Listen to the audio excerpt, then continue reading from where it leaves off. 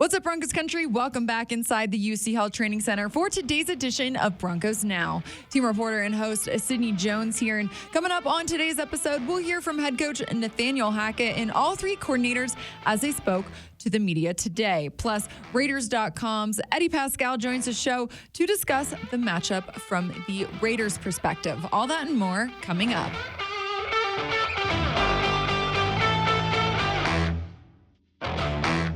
Broncos had another day of practice here at the UC Health Training Center as they hit the road to head to Las Vegas in just 2 short days.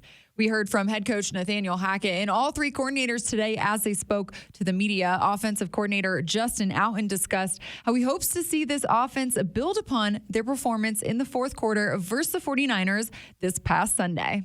You can't simulate adversity at practice. So anytime you get it in a game, you just want to see how those guys respond. And, the sideline with the coaches and the players talking and keeping each other under wraps and keeping everything calm and sticking together. And it was really cool to see that come to life. And it's going to happen more often than not with this league. Comes down to the last 2 minutes of the first half and the second half. So it's, you got to stick together, and I was proud of those guys. The Raiders' red zone defense has struggled so far this season. Today we heard from head coach Nathaniel Hackett, and he commented on what that might mean for the offense this Sunday. Yeah, every single time you look at it, I don't think you're ever as good as you think you are. You're never as bad as you think you are. I think that the Raiders are a very good football team. I think they have a really good scheme down in the red zone. I think that, sometimes just things happen. They don't click, whether it be stopping them or getting in the end zone. So for us, we just want to do what is best for this game. And we want to be sure we get the matchups that we can and be able to get the ball in the end zone. But I think both groups, I think we're better than we are. I think they're better than they are. I think both really two good teams. Denver's defense has dominated so far this season, especially in the second half of their games. They've only allowed 6 points so far, and defensive coordinator Ejiro Evero explains why the defense might be having more success in the second half. Yeah, I just think a lot of it is just the players and coaches. We get a feel for how people are going to attack us throughout the game, and we make the adjustments. The players, a lot of people always talk about coaches' adjustments, but it's just as important for the players to understand what's happening, make the adjustments, and I just give a lot of credit to the guys that we have. And special teams coordinator Dwayne Stukes was really impressed with his unit's performance on Sunday. He wants to see them build upon that versus the Raiders and for the rest of the season. This was the first time that I felt like we were playing Broncos-style football, right? We're trying to still build a culture, a standard around here, tackling a guy inside the 15-yard line twice in the game. That's where we want to be. But, again, like I told those guys in the meeting, that wasn't our Super Bowl right there. We can't celebrate. We got to consistently do that for the next 14 weeks. So, yes, I was happy with that game, but now we got to show that we can do it again. And as we wrap up the top news of the day, let's take a look at the injury report. Coach Hackett updated us on a few guys. Wide receiver Tyree Cleveland, outside linebacker Jonathan Cooper, defensive tackle DJ Jones, cornerback Darius Phillips, and offensive lineman Billy Turner all did not participate in today's practice. While running back Melvin Gordon, outside linebacker Randy Gregory, offensive lineman Quinn Miners, defensive lineman Mike Purcell, guard Dalton Reisner, and safety Caden Stearns were limited. Now let's welcome Eddie Paskal from Silver and Black Productions onto the show to take a look at this matchup from the Raiders' perspective. Eddie, appreciate you joining me today. Absolutely. Thank you for having me. It's nice I know that we have to be, enemies on paper this week, right, but it's always good to see my Broncos folks. And you got to tell Phil and Eric I say what's up too. Oh, of course. Yeah, well, we love our friends over there in Vegas. Eddie, the team hits the road now in just 2 days. How are things going on down there in Vegas? Yeah, things are good. I think that obviously there's a sense of just wanting to get that first W, right? The Raiders are sitting at 0-3 going into week 4, a game against the Denver Broncos, a game that I'm really excited for. I think it's going to be incredibly competitive, in all three aspects of the game. But I think there's really the sense of like, hey, let's just get one. Let's get the first W out of the way. Let's play a full 60 minutes of football. But we heard from Derek Carr earlier this week, and he said, look, the guys came in. The adjustments that they needed to be made were made. He was really happy with the mindset of the team, with the attitude of the team, with the commitment of guys and their willingness to want to get better going into week 4. So, yeah, we haven't notched that first win of the season yet, but I think that all things considered, I think there's an air of optimism and an air of positivity going into this game for sure. Yeah, you mentioned you guys are 0-3 to start the season here, but I know each of those losses, they were really close games. Do you feel like this team is better than maybe that record indicates?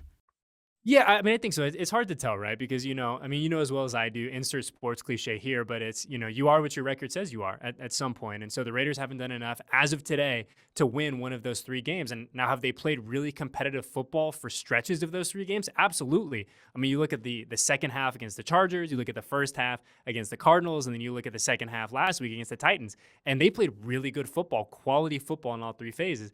But the issue in the early goings for the Raiders is that they haven't been able to do it for 60 minutes yet. They've been able to do it for 30, no issues there, but really kind of doing it for 4 quarters has been something that's kind of eluded them as of now. But I think you look at on paper, and I know that you don't win games on paper. This is a super talented team, right, on both sides of the football, and then with the specialists as well. So is it a good team? Yeah, I think this is still a good team. They just have to put it together for 4 quarters. Eddie, I read that the team reportedly held a players-only meeting this week. What's kind of been the vibe down there in the locker room? What's the mindset? Derek brought up the quote unquote players only meeting the other day, and he said, look, it's something that, the headlines say players only, and just like I do, that has a certain connotation to it, right? But he said, really, it was just a chance for all the team leaders to get together and to really talk to the collective about what they needed to do going forward. And he goes, and I think he said it perfectly. He goes, look, we all understood, and we all, there was a collective understanding that we're all going in the right direction. Everyone's pulling in the right direction. It's not like you have one group of people or one side of the ball that is just not kind of there. He goes, we just had to figure out how to be more effective doing that. And I think that kind of comes with the ground when you have a new front office, you have a new coaching staff. There's a lot of new for the silver and black in 2022. So, one thing that we've learned from Derek, during his tenure as the quarterback here is, like, he's a guy who's going to give it to you straight, right? He's going to be incredibly honest. And the fact that he says, look, he kind of made fun. He's like, look, I know, we know what it means when people say players only, but I don't think that when he talked about it, kind of had that connotation going forward. So I think that the fact that guys came in earlier this week, made their adjustments, and are ready to rock, I think if you're a fan of the Raiders, that's music to your ears. Definitely. Yeah. Well, looking at this game, I think the matchup to watch is undoubtedly going to be Davante Adams and Pat Surtain. I mean, Pat's coming off an incredible game versus the 49ers. He didn't allow a single reception, I think, on 6 targets. And I know Davante Adams, he already has 3 touchdowns this season. Eddie, what do you really like about that matchup?